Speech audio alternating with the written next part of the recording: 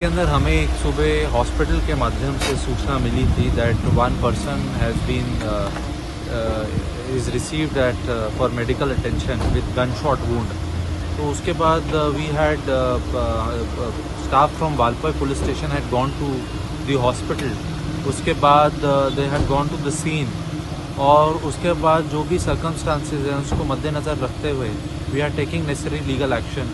अभी हमारे पास 2 लोग जो और उसमें इन्वॉल्व थे वो हमारी कस्टडी में है। अभी वी आर इंटेरोगेटिंग देम और उसमें हम लीगल एक्शन ले रहे हैं। अभी तो legal action will be taken, we will be registering a case and और बाकी फॉर्मेलिटीज़ पूरी करेंगे। तो तीनों लोग साथ में जो उन्होंने अभी बताया, उनका ये कहना है कि ये तीनों लोग एक साथ शिकार करने के लिए गए थे कल रात को करीब 10:30 बजे और शिकार करने के लिए जंगल के अंदर गए थे ये।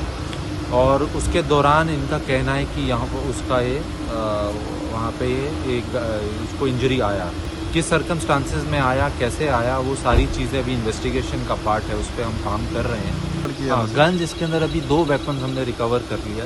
3 जाण भुरगे राती शिकारेक गेल्ले कडेन गनशॉट जालो आनी गनशॉटान ते एका समत खान 22 वर्साचो नानसर रावपी भुरग्याक मरण आयलें। तरेच्यान स्टुडंटा खातीर कल्पेश गांव।